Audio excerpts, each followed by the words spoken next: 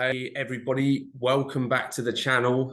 It's the Crypto Insider here, Simon, and I want to give you an update on the current state of the markets. Where do I think Bitcoin's going over the next few months? So if you're interested to hear my thoughts, please stay tuned and let's get straight into it. I'll just start by saying apologies, I haven't made an update in a few weeks. I've actually been dealing with some personal things that have been going on. It's been a very, very busy month for me. I've actually got a 4-year-old who just started school. So I've been running around doing things like school runs. I've also recently started a new job back in August, obviously get a little bit more ammo to accumulate some cryptos with. So yeah, I will endeavor to get back into the routine of making more regular videos going forward. But let's jump straight into the charts, and you'll see I've actually got the chart of the DXY up in front of us. So this is a US dollar chart.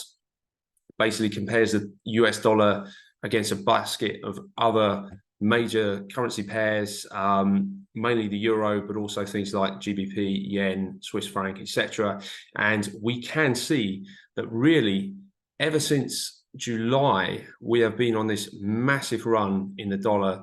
I believe it's approximately 11 straight weeks we've actually gone to the upside, and we can actually see that this Tom DeMark flipped after the first 3 weeks, and so we're currently on the 12th week, but it's the 9th week of this Tom DeMark count, and this is what we call a Tom DeMark 9 reversal signal, and when you combine the 9 with a reversal candle, which we actually seem to be showing at the moment, obviously we still have a day to go until the weekend, when this week will close for this currency pair, but we can actually see that we are looking at a reversal on the dollar right now. We can actually see this has been quite powerful in the past. We actually saw 9 up here, which was the sort of should we say multi-decade high in the dollar. So yeah, this is a powerful signal indeed, and you'll also notice that the dollar has come up and it has kissed this 0.5 Fibonacci retracement as well. It actually pierced through ever so slightly, but it's since come off, so we seem to be at resistance on the dollar. We can also say that you know, this was a area of interest in the past. We found it a little bit of a sticky place to go through on the upside and both on the downside. But yeah, we at a major level here. Obviously, this is the midpoint of this larger range, which is really the range over the last sort of 2 to 3 years. So yeah, I am expecting to see some weakness now coming into the dollar. And obviously, what does this mean for risk on assets such as stocks and, more importantly, Bitcoin? Well, there tends to be a fairly negative correlation between the US dollar and stocks and Bitcoin, as some of you will probably be aware if you're involved with stocks and crypto. So yeah, if we actually look at what we're actually doing currently, like I say, these are weekly charts. So if we look at what we're doing on the Nasdaq on the weekly, we can see we have actually been selling off, or should I say pulling back. I wouldn't really call this a significant sort of sell-off or crash, but obviously we have pulled back. If we actually look at the total pullback on the Nasdaq, we can actually see we've come down about 9%. So you know, that is a single-digit drawdown, but of course, in bull markets, these sorts of drawdowns tend to be par for the course. So obviously we saw back there. That was just into double digits. That was a 13% pullback. Here we actually had a 12% pullback. This one here, you know, it's coming in around about 8%. This one here, it's coming around about 8% again. So you can kind of see, like, you know, sort of 8 to 12%. Obviously, that was kind of in the COVID melt up. If we look at some of these here, again like 12%. This one here, so 11%. Obviously, these are really pullbacks coming off. Obviously, I'm not interested in the larger dips, but I'm just saying these are fairly run-of-the-mill pullbacks. And obviously, we've come back to pretty much retest an area that has been sort of strong support in the past. If we look at it was support back in sort of May, sorry, not May, September 21. So yeah, I think, look, I think that we are at an interesting level, and don't forget, like, this was obviously our 618 level. There would have been a lot of people trying to get short the Nasdaq around about this sort of 14, sort of 370, 380 level, with it being, you know, the golden pocket, so to speak, in terms of Fibonacci retracement. And actually, we have broken that resistance, and now we seem to be retesting it as support as we speak. Okay, obviously, pay attention to the dollar. If the dollar continues to fall, this would obviously mean that the stock market should rebound. Okay, and we can see a similar thing with the S&P 500. That looks like it's pulled back a little bit more. No, it's around about the same. It is about an 8% pullback. Again, these sorts of pullbacks are par for the course. You know, single digit pullbacks on the S&P. We've seen quite a few of those in normal bull market conditions, and it looks like we're getting another one now. Like I say, I have flipped bullish. I do think that we will see all-time highs in the stock market within the next year, pre the election, to be honest with you. And that's my honest opinion. I do think this is a level we should be starting to lean in on the stock markets. And of course, we do have some support from these moving averages coming up here as well, that look to be about to cross up to. So yeah, I like where we are in terms of the dollar and stocks. And obviously, let's have a look at Bitcoin and see how this translates to Bitcoin. So obviously, we've seen Bitcoin rise up over the last few months, putting in the low in November of 22.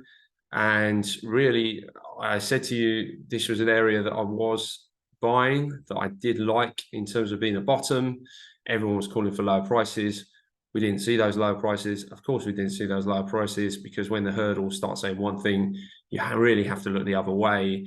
And it's similar now, to be honest. There's not really, for me, there's not the euphoria in this market to mean that we are entering some sort of top and we're going to see some collapse. I mean, there was so much hope that this level would hold, and then we came down, and people were hopeful that that was the low and that we were going to bounce. And obviously, this market just grinded the balls out of the market. Everyone got bearish, and since then, it's been time to take some, for bears to take some punishment. And I really think from here that, given the top that the dollar looks to be putting in, that this will actually give Bitcoin a nice tailwind. Should do the same for stocks. Obviously, stocks and Bitcoin do have a positive correlation. And for me, from now, we should be really looking to test this 30 to 32K zone again. And I think that if we are testing this level after this consolidation, after forming this base around about this sort of 25K level, obviously this base is very important for us to hold. But it does feel like we can have another test of our 31 to 32K level. Obviously, the narratives are still out there around the Bitcoin ETF being approved sometime pre-halving. Obviously, we've got the Bitcoin halving coming up cyclically. October tends to be a pretty positive month for Bitcoin. It's sort of dubbed Uptober for that reason. And November and December tend to be good months too. So we have a lot of factors there that are making me bullish around the price of Bitcoin right now. And I am fully expecting we'll see some sort of continuation. I do think pre-halving, I believe I've said this before, but I'll just repeat myself again. I do think pre-halving, we will break this resistance. I don't think Bitcoin's going to wait around for everybody to get all their, sort of act together, all the people that haven't accumulated down here and are still waiting for lower prices, and kind of saying, look, if we don't drop down before the halving, I'll buy after it. I think Bitcoin doesn't wait for anybody, and we've seen that time and time again. I do think there'll be buying opportunities over the next few months. I do think there will be dips, but the question is, do the dips that Bitcoin makes going forward bring us lower than the current prices, and I'm not too sure if they do. I do think that when we do push back up to the 30, 31K level, there is a high likelihood that we will break through. And then it could be a case that, look, you know, we make our way up to the high 30s, let's call it sort of 37K. If we did get up to 37K, Bitcoin makes what is its, you know, an average correction from 37K, say 20%. That's just going to bring us back down to around about 29 for a retest down there. Obviously, could we go lower and retest the 25K level? We could.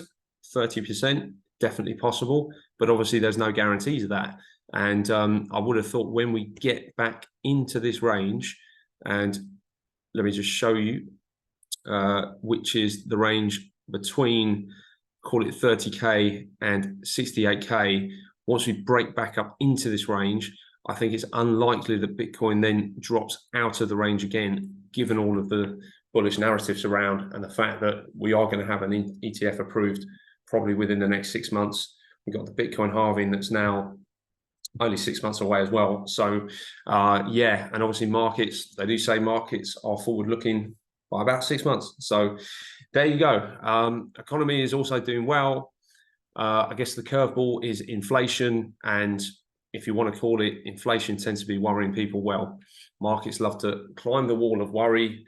They never seem to crash when everybody's worried about them. They seem to crash when everybody's all happy, euphoric, and feels like the market can't go down anymore. So we're definitely not at that stage right now.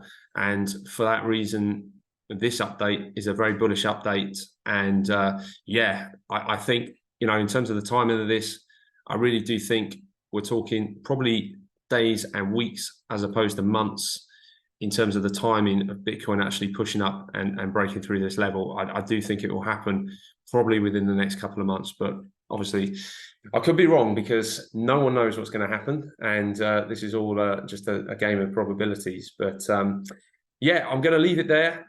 I will endeavor to come back with a thorough update, more of an update over the next few days. I want to take a look at a few altcoins that I've been picking up as well. So I'm going to make a video on that too. Please, if you don't want to miss out on that content, don't forget to subscribe, and I will be back with you very soon. Bye for now.